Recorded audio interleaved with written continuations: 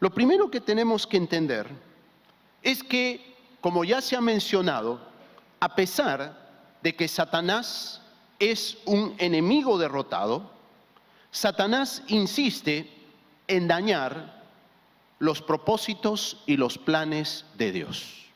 La Biblia nos dice claramente que Jesucristo en la cruz no solamente derrotó a Satanás, sino que le ha despojado de poder y de autoridad, de tal manera que nosotros podemos estar plenamente seguros que Él no puede ejercer poder, autoridad contra aquel que sigue y obedece a Jesucristo.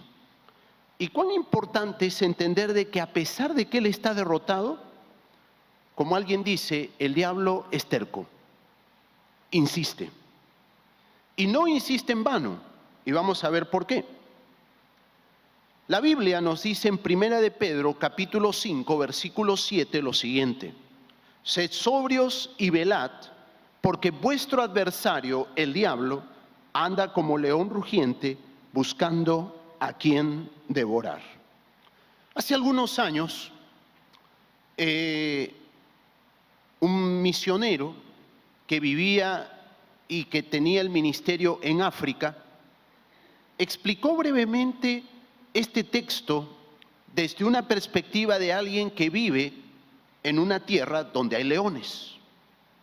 Y él decía, el león, cuando tiene a su presa cerca, cuando la presa está al alcance, el león no hace ruido. Sigilosamente llega donde está la presa, la ataca y la devora.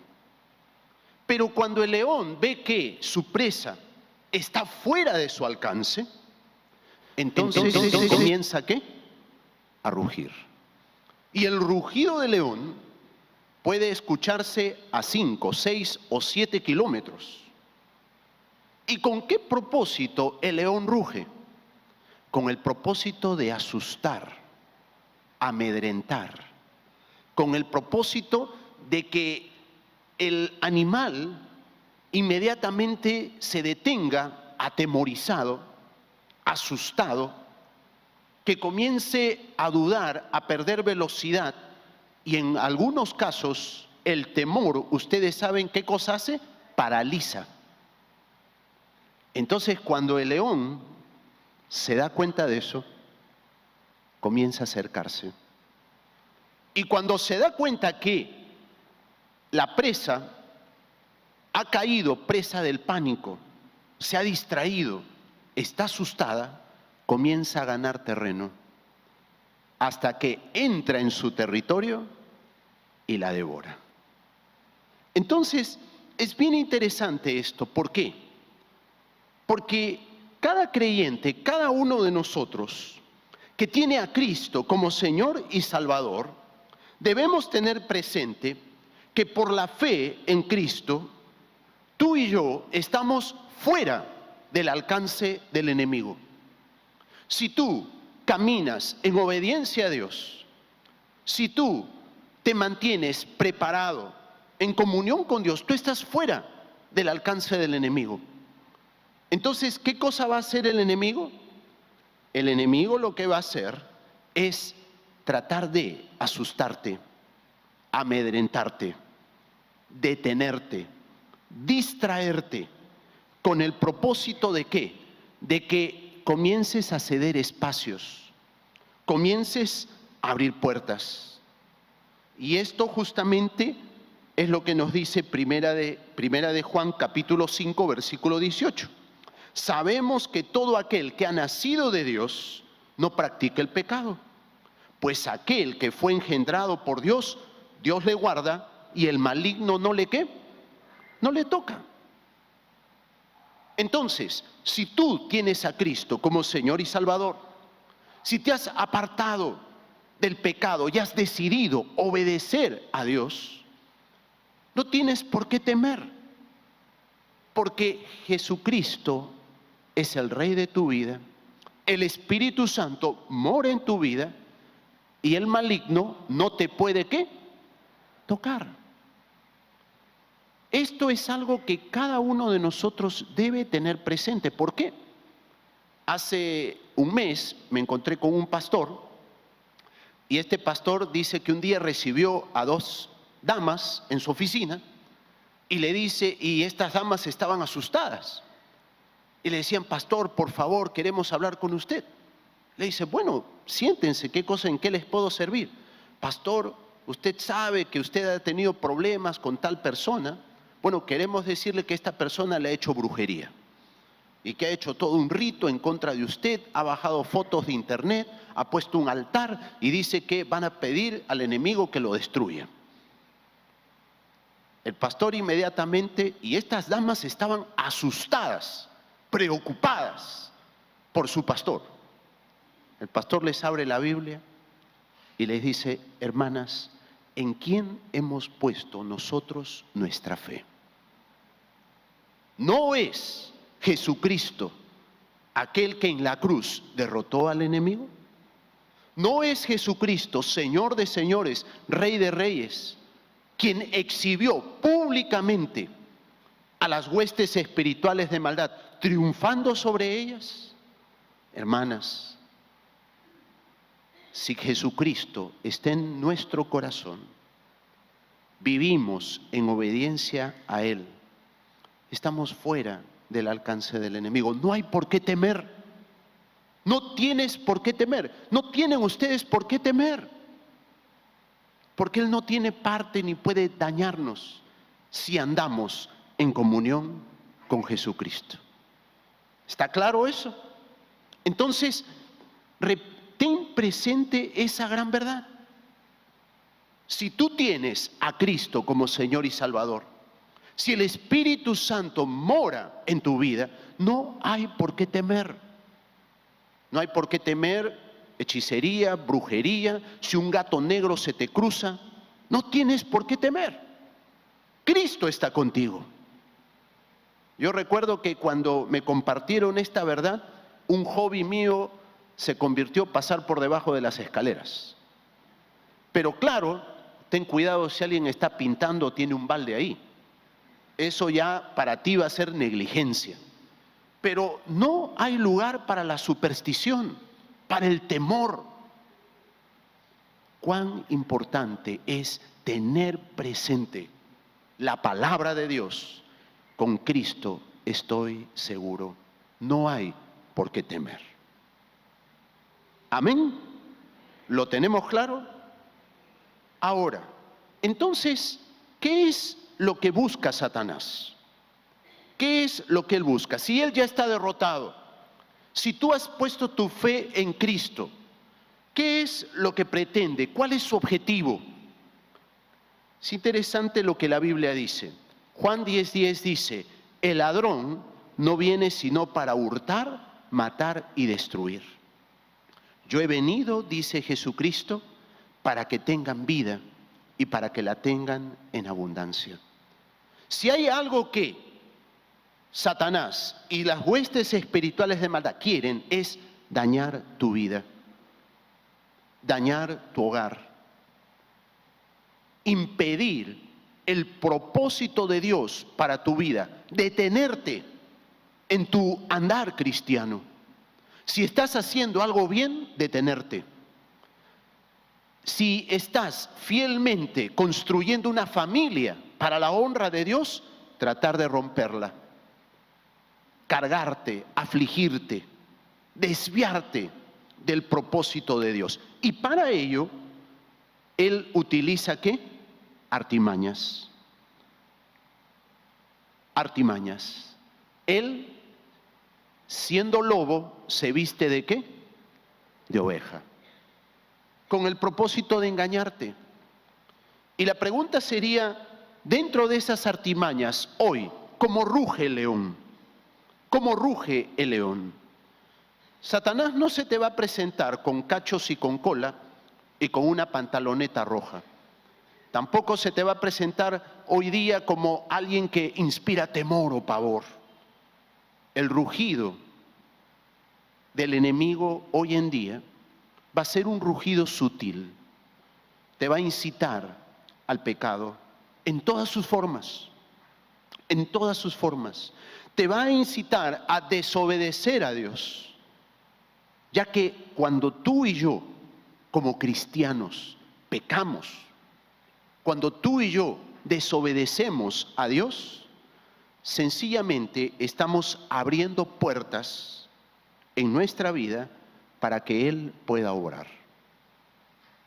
Cuando tú cedes al pecado, entonces estás abriendo puertas para que las huestes espirituales de maldad puedan obrar en tu vida, detenerte, dañarte, destruir el plan y el propósito que Dios tiene para ti. Una segunda artimaña es cuando crea en ti dudas contra la palabra de Dios. ¿Recuerdas esta famosa expresión? Así que Dios ha dicho. ¿A quién se la dijo? ¿A quién? A Eva. Dudar de la palabra. No, sí, yo sé, pero dudar de la palabra de Dios es peligroso, porque nos lleva ¿a qué? A desobedecerla, a no tenerla en cuenta. No nos arriesguemos a jugar con Dios. Cuando Dios dice claramente no, no es porque no quiere que tú goces de la vida, no es porque quiere reprimirte, no es porque quiere impedirte disfrutar como todo el mundo disfruta. Cuidado, Dios lo que quiere es tu bienestar.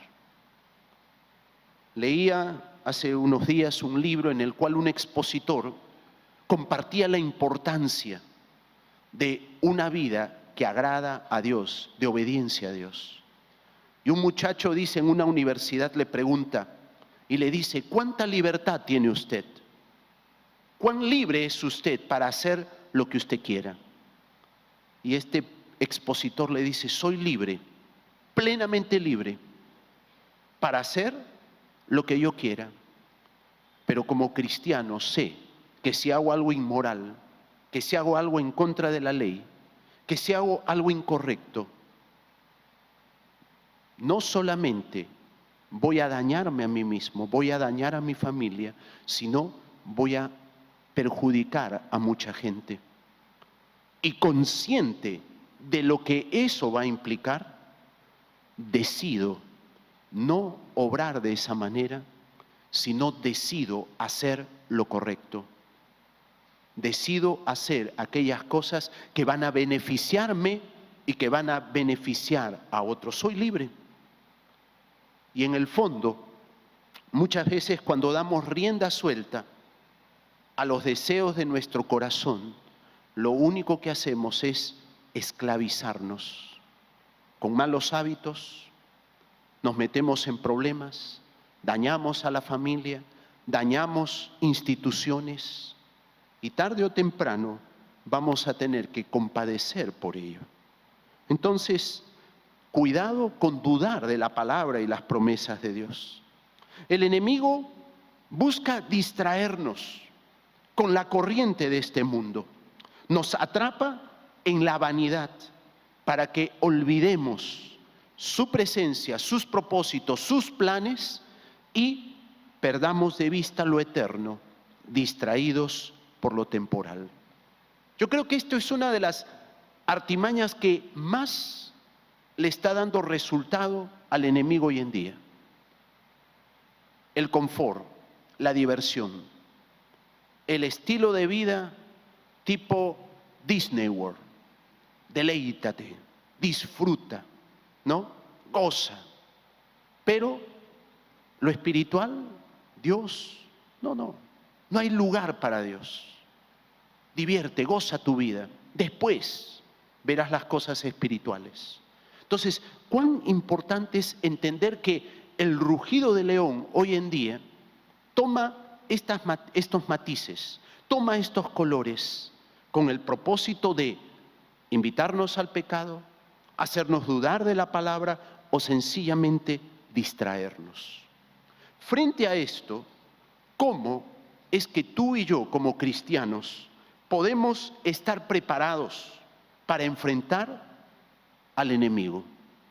Y lo que la Biblia nos dice es que la forma como podemos estar preparados es vistiéndonos de toda la armadura de Dios. El pasaje de Efesios capítulo 6, versículos del 10 al 18, es una preciosa analogía que el apóstol Pablo hace entre lo que es el uniforme del soldado romano con lo que son las armas que Dios ha puesto a nuestra disposición para que podamos enfrentar la batalla espiritual. Y es hermoso ver cómo el apóstol Pablo con mucha claridad nos explica una a una.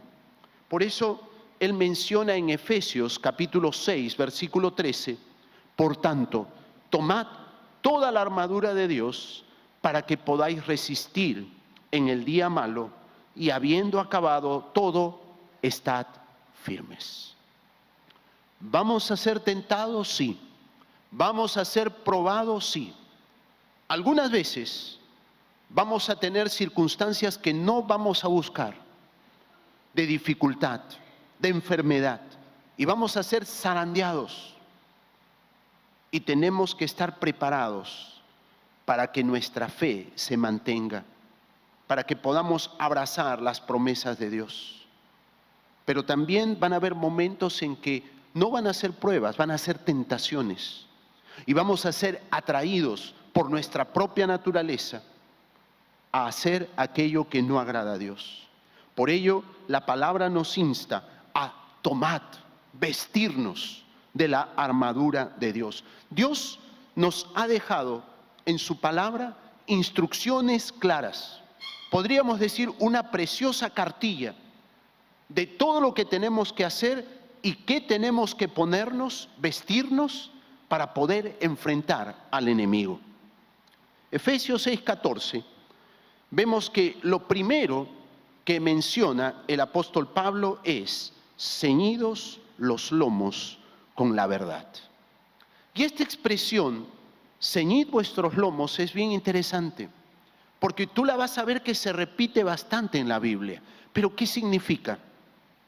Podríamos decir que es una expresión que sería similar a fájate, prepárate, ajústate el cinturón para la batalla. No podemos enfrentar la batalla con el pantalón suelto. Tenemos que fajarnos, ajustarnos bien. ¿Para qué? Para luchar.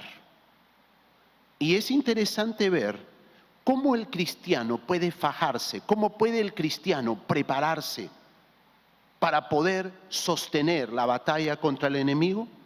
Dice que tenemos que ceñir nuestros lomos con la verdad.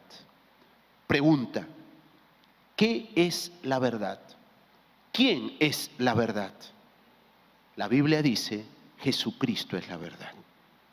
Tenemos que tener a Cristo como Señor, como Salvador, presente en nuestra vida, porque Él es quien nos va a fortalecer, Él es quien nos va a sostener, Él es quien nos va a capacitar para que podamos enfrentar la lucha espiritual. Te pregunto, ¿tienes a Cristo como Señor de tu vida? ¿Tienes a Cristo presente en tu vida? Él, su presencia en tu vida es lo que va a capacitarte para poder enfrentarte a las pruebas y a las tentaciones cada día. Pero vamos avanzando.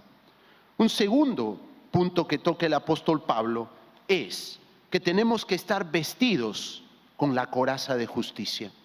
La coraza era un armazón de cuero y metal que protegía el pecho y la espalda del guerrero, ahí donde se encuentran los órganos vitales.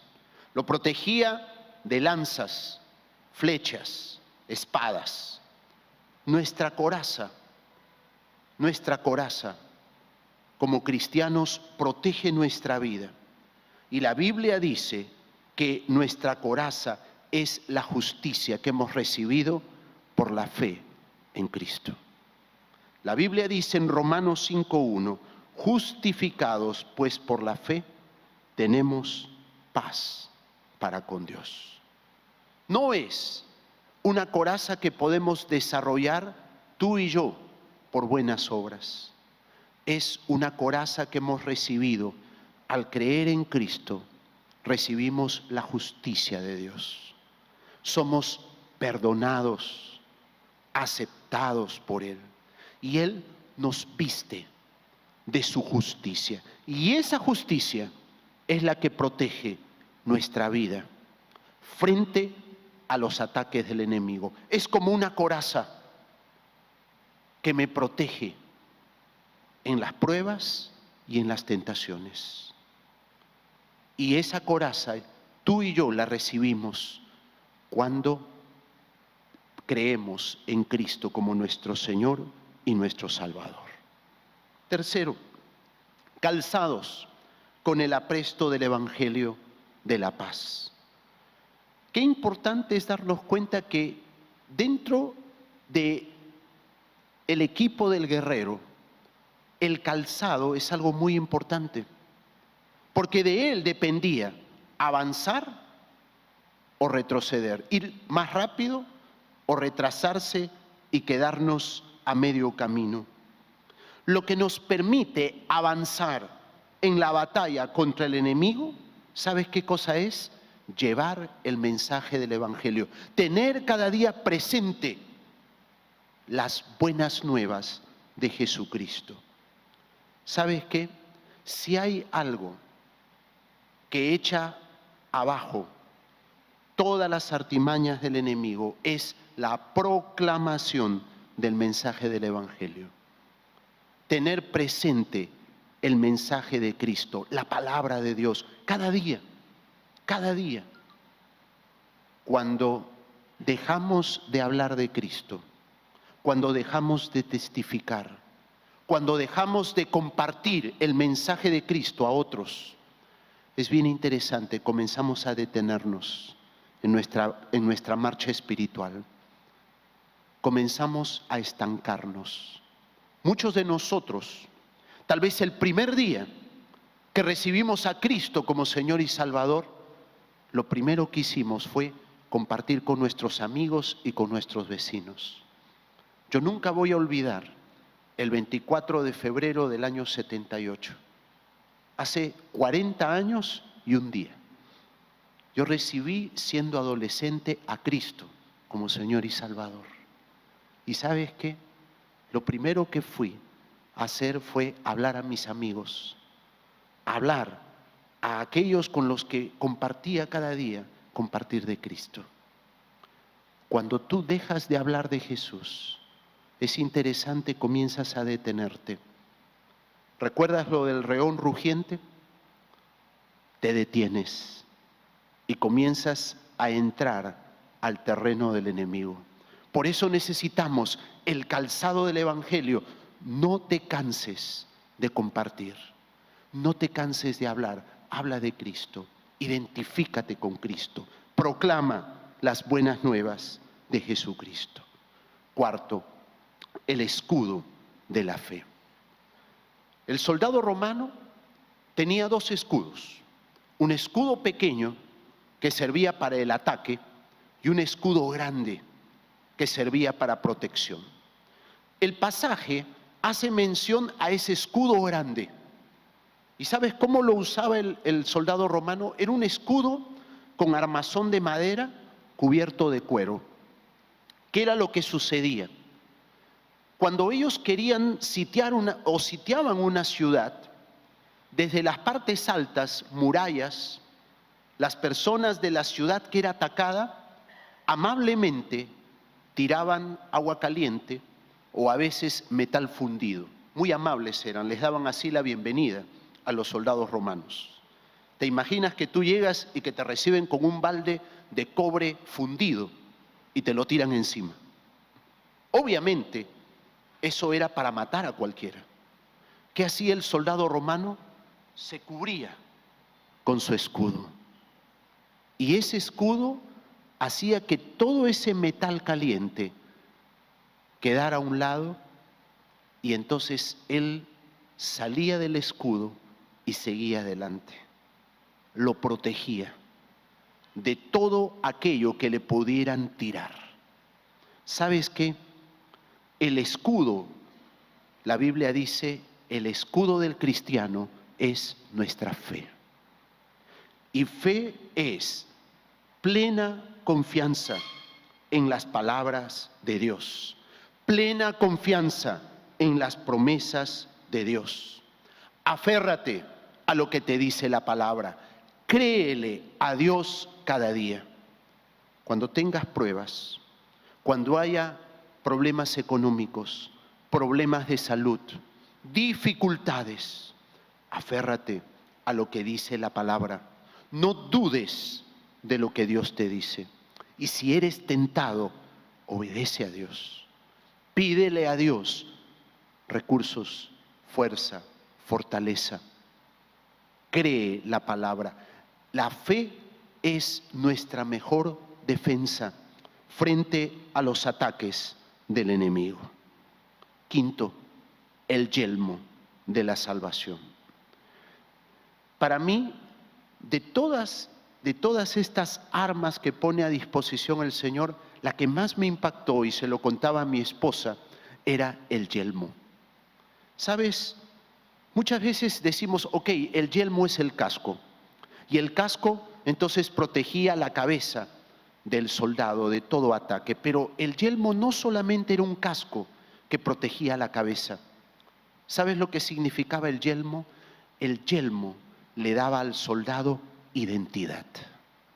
Identidad. El soldado romano, cuando se ponía el yelmo, se identificaba como un soldado romano. El soldado romano se ponía el yelmo y cuando se presentaba frente al enemigo, el yelmo le decía: tú eres un digno soldado romano y vienes a presentarte en batalla en nombre del César y del Imperio Romano. Para muchos pueblos, solamente la presencia de esos soldados con el yelmo puesto era suficiente para que declinaran, no lucharan. Sabían que iban a ser derrotados porque había un soldado romano. No era solamente el soldado, sino todo lo que significaba, todo lo que implicaba ese soldado y a quién representaba. ¿Sabes qué? Tú y yo tenemos un yelmo y nuestro yelmo es el yelmo ¿de qué? Dilo conmigo. ¿El yelmo de qué? De la salvación. ¿Qué significa eso? Tú y yo somos hijos de Dios. Somos parte de la familia de Dios. Somos hombres y mujeres que hemos sido perdonados por Dios. Somos hombres nuevos, mujeres nuevas. Y venimos a enfrentar al enemigo, no en nuestro nombre, en nombre de aquel que es Rey de Reyes, Señor de Señores, Jesucristo, el Hijo de Dios. Y en el nombre de Jesús tenemos autoridad, tenemos poder. El yelmo de la salvación a ti y a mí nos da una nueva identidad. No soy cualquier persona, soy un hombre nuevo, soy una mujer nueva, soy amado, aceptado, parte de la familia gloriosa de Dios. Y esto es la mejor defensa frente a las artimañas del enemigo, saber que tengo una nueva identidad por mi fe en Jesucristo. Y eso protege nuestra mente de dudas, de falsos conceptos, levanta nuestra estima y nos ayuda a amarnos a nosotros mismos, pero también a amarnos a Dios, amar a Dios. Qué precioso esto. Y vamos terminando. Y dice, la espada ¿de qué? Del Espíritu. La espada es un arma ofensiva por excelencia. Un soldado su vida dependía de su habilidad para usar la espada. Las espadas romanas eran espadas de doble filo, muy buenas espadas, hechas con acero, y algunos dicen con buen acero español. El cristiano debe, como el soldado romano, no solamente saber que tiene una espada. ¿Cuál es nuestra espada? La palabra, la Biblia. Pero yo te pregunto, ¿de qué nos serviría la mejor espada? Imagínate que tengas una espada samurái, una espada que tiene el poder para poder cortar la cabeza de un hombre de un solo golpe.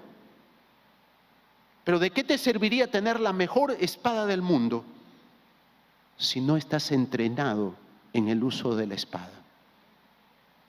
Viene alguien, perdonen la expresión, con una chaira y te mata, con un cuchillito y te mata.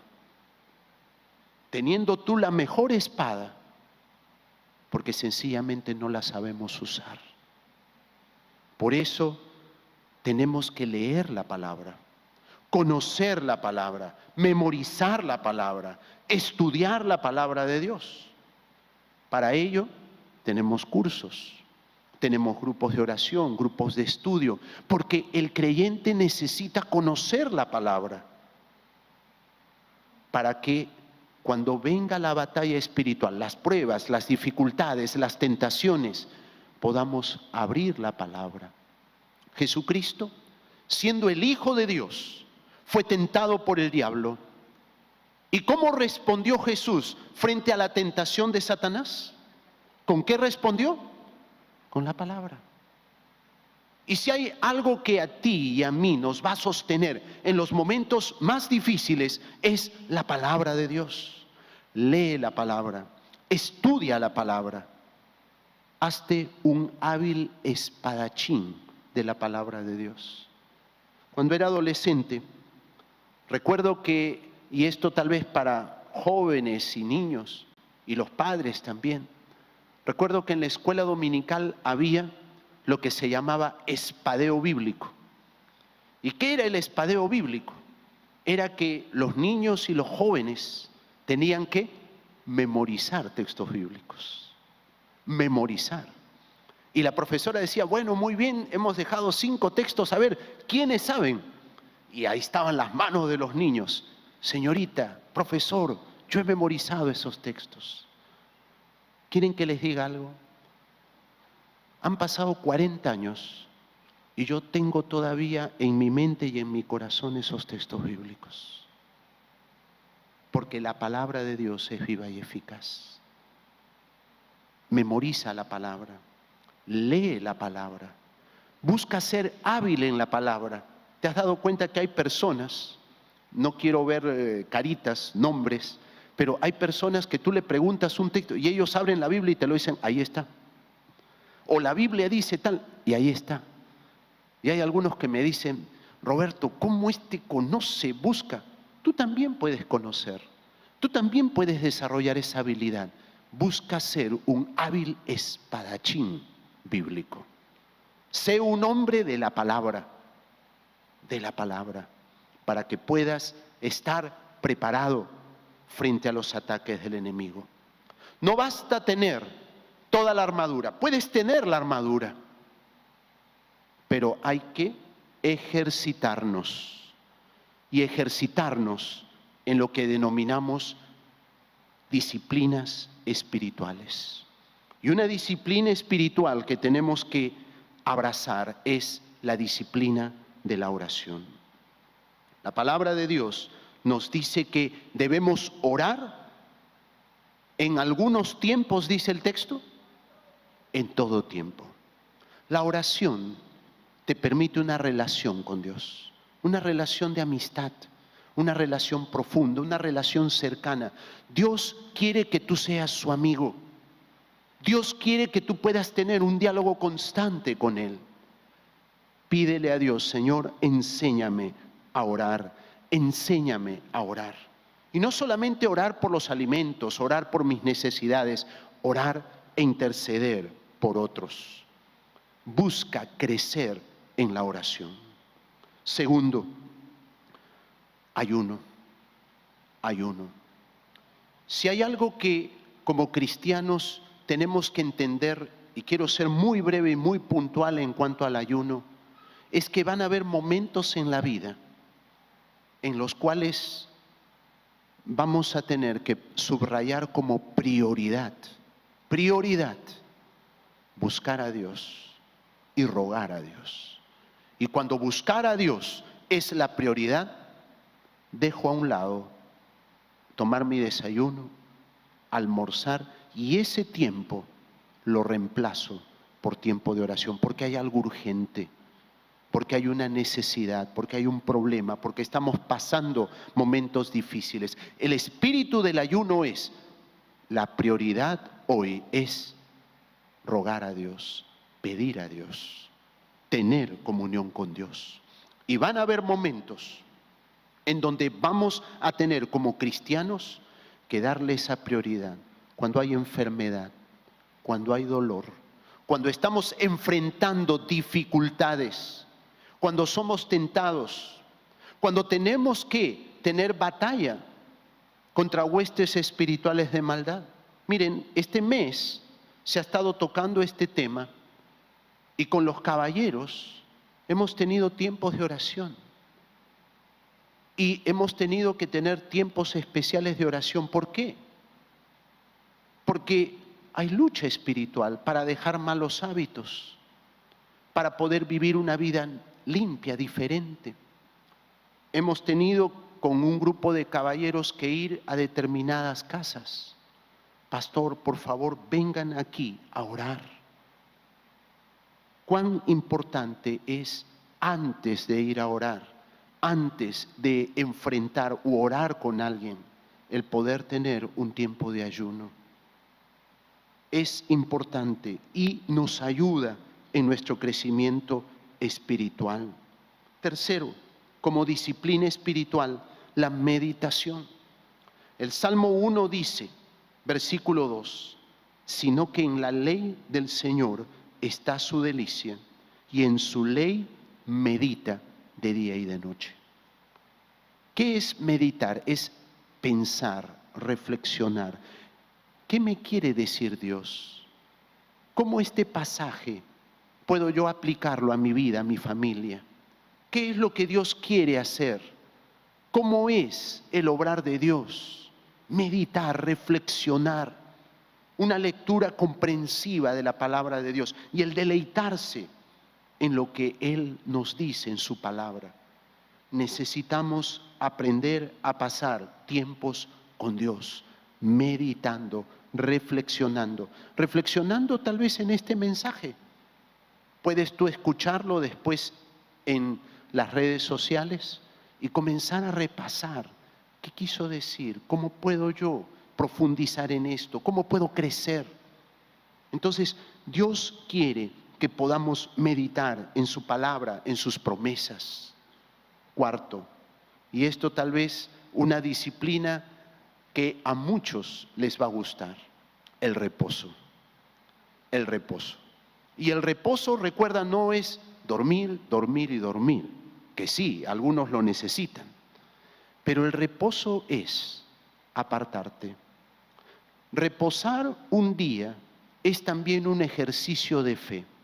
Hoy día vivimos muchas veces preocupados por el dinero, por el trabajo, y tenemos que aún terminamos el culto y vamos a la casa a seguir ¿qué? Trabajando. ¿Qué cosa es lo que Dios quiere? Reposo.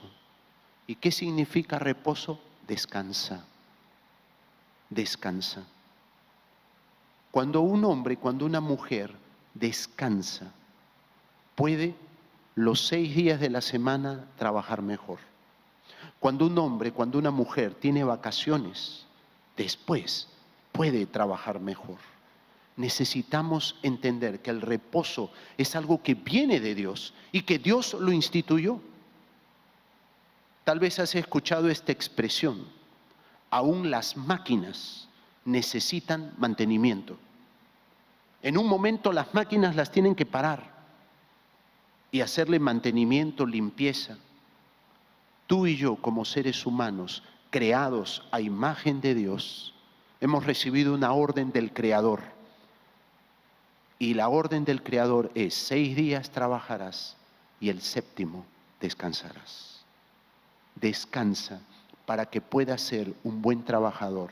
Descansa para que puedas ser un buen cristiano. Descansa confiando de que Dios va a mantener todo en orden. El negocio no se va a caer.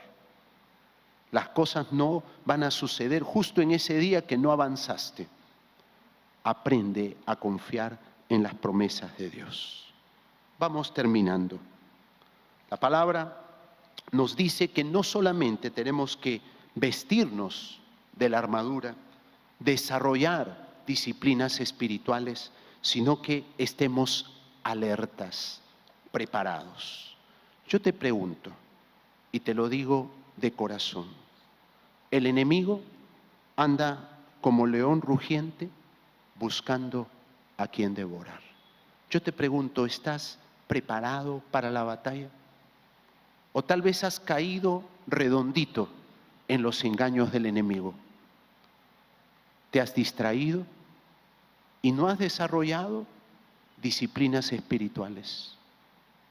¿Te has distraído y no te has puesto la armadura de Dios? Tal vez tienes tu espada, pero cuando la abres te das cuenta que tu Biblia está al revés y no encuentras ni Juan 3:16, ningún texto. Dios quiere que estemos preparados,